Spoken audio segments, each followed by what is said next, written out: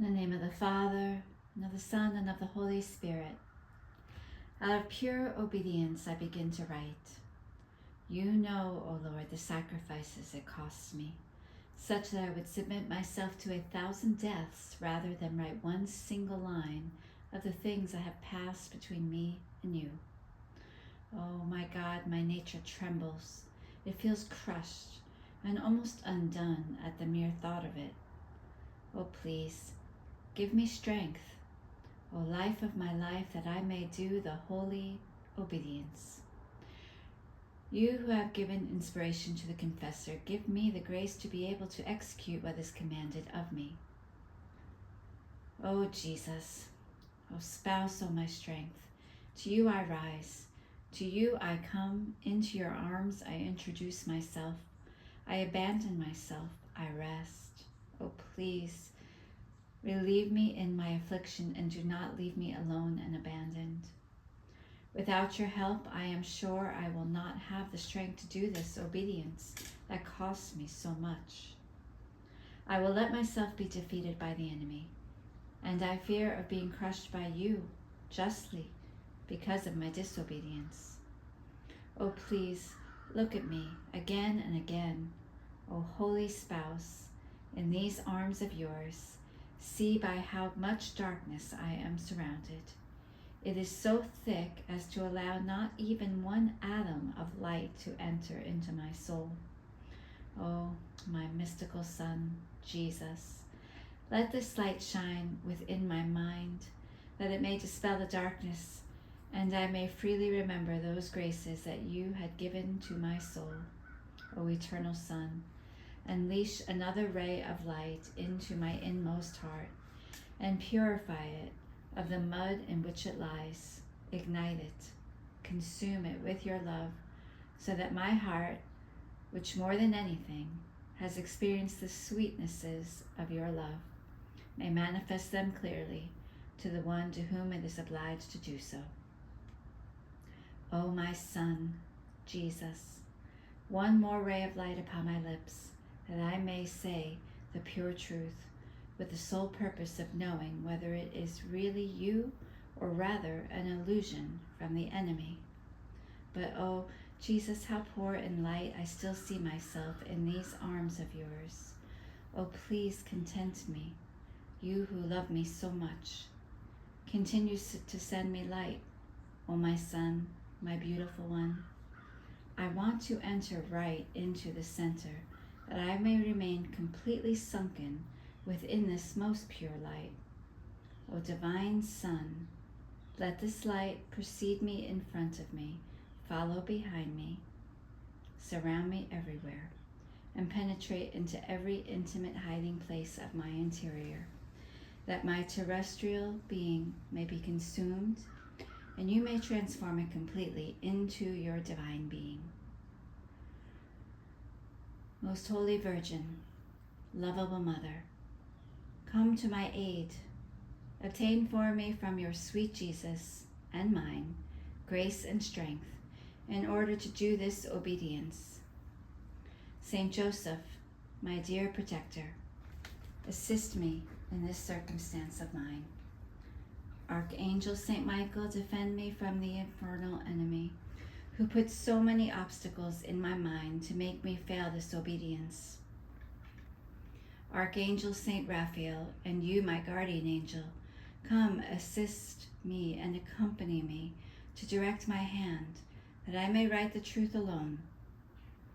May everything be for the honor and glory of God, and to me all the confusion. O holy spouse, come to my help. In considering the many graces you have given to my soul, I feel all horrified and frightened, all full of confusion and shame at seeing myself still so bad and unrequiting of your graces. But my lovable and sweet Jesus, forgive me. Do not withdraw from me, but continue to pour your grace into me, that you may make of me a triumph of your mercy. I begin a novena of Holy Christmas. At the age of about 17, I prepared myself for the feast of Holy Christmas, by practicing various acts of virtue and mortification, and especially by honoring the 9 months which Jesus spent in the maternal womb, with 9 hours of meditation each day, always concerning the mystery of the Incarnation. As for example, in 1 hour, with my thought, I brought myself to paradise, and I imagined the Most Holy Trinity, the Father, sending the Son upon earth, the Son promptly obeying the will of the Father, the Holy Spirit consenting. My mind was confounded in contemplating a mystery so great, a love so reciprocal, so equal, so strong among themselves and toward men, and then the ingratitude of men, and especially my own. I would have remained there, not for 1 hour, but for the whole day, but an interior voice told me, enough. Come and see other greater excesses of my love. Then my mind brought into itself into the maternal womb, and remained stupefied in considering a God so great in heaven, now so annihilated, restricted, constrained, as to be unable to move and almost even to breathe. The interior voice told me, do you see how much I have loved you? Oh, please make me a little space in your heart. Remove everything which is not mine, so that you will give me more freedom to move and to breathe. My heart was consumed. I asked for his forgiveness. I promised to be completely his own. I poured myself out in crying, but, I say this to my own confusion, I would go back to my usual defects. Oh, Jesus, how good you have been with this miserable creature. In this way I would spend the 2nd hour of the day, and then so forth with the rest. I would be annoying if I told them all, and I would do this sometimes kneeling, and when I was impeded by my family, also while working. In fact, the interior voice gave me no respite and no peace if I did not do what it wanted. Therefore, work was not an impediment for me to doing what I had to do. In this way, I spent the days of the novena, and when the eve came, I felt more than ever ignited, with unusual fervor. I was alone in the room, and here comes the little baby Jesus in front of me, all beautiful. Yes, but shivering. In the act of wanting to hug me, I stood up and ran to hug him, but in the act of squeezing him, he disappeared from me, and this occurred as many as 3 times. I remained so moved and ignited that I cannot explain it. But then, after some time, I did not take it much into account. I did not tell anyone, and from time to time I would fall into my usual defects. However, the interior voice never left me again. In everything it reprimanded me, it corrected me, it encouraged me. In a word, the Lord acted with me like a good father, whose child tries to deviate from the right path.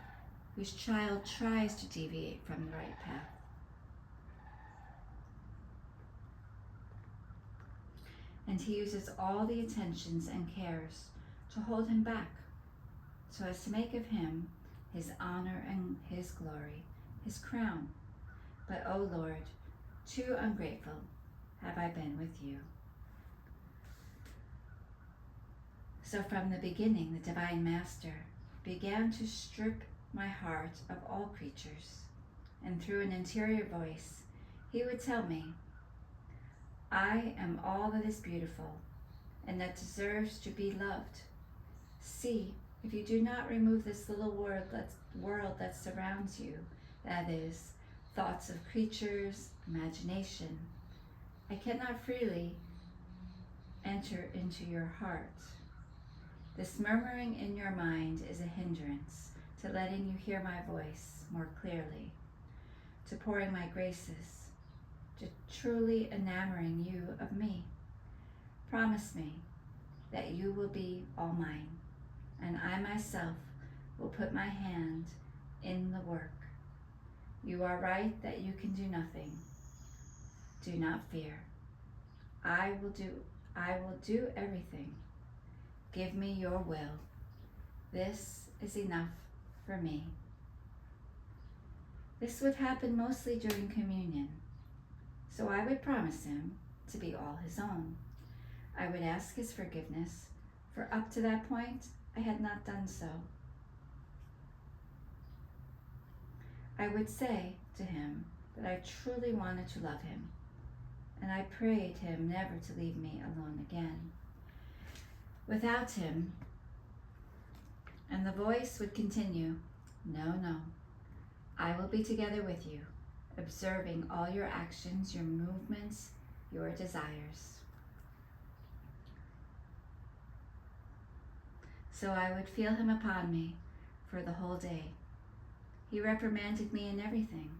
For example, if I let myself be carried away in conversing a little too much with my family, even of indifferent things which were not necessary, the interior voice would tell me, "These discourses fill your mind with things that do not belong to me. They surround your heart with dust, such as to make you feel my grace as weak, no longer alive. Oh, please imitate me when I was in the house of Nazareth. My mind was occupied with nothing but the glory of the Father and the salvation of souls. My mouth uttered nothing but holy discourses. With my words I tried to repair for the offenses against the Father, to dart through hearts and draw them to my love, and primarily my mother and Saint Joseph. In a word, everything called upon God. Everything was done for God, and everything referred to him. Why could you not do the same?" I remained mute, all confused. I tried to be as alone as much as I could. I confessed to him my weakness, and I asked for his help and grace to be able to do what he wanted, because by myself I could do nothing but evil. If during the day my mind was occupied with thinking about people I loved, immediately I would reprimand me. He would reprimand me, telling me, "Is this the love you have for me? Who has ever loved you like me? Look, if you do not stop it, I will leave you."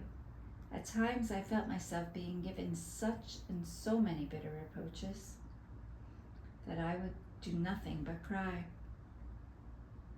One morning in particular, after communion, he gave me a light so clear about the great love he had for me, and about the fickleness and inconstancy of creatures, that my heart was so convinced as to be incapable from that time on of loving anyone. He taught me the way how to love people without detaching myself from him, that is, by looking at creatures as images of God, in such a way that if I received good from creatures, I was to think that God alone was the prime author of that good, and that he had used the creature in order to send it to me, so my heart would be bound more to God. If then I received mortifications, I was to look at them also as instruments in the hands of God for my sanctification. So my heart would not remain huffy with my neighbor. In this way it happened that I would look at all creatures in God. Whatever fault I might see in them, I would never lose esteem for them. If they mocked me, I felt obliged, thinking that they were allowing me to make more gains for my soul. If they praised me, I received these praises with contempt, saying, "Today this, tomorrow they may hate me," considering their inconstancy. In sum, my heart acquired such freedom that I myself cannot explain it.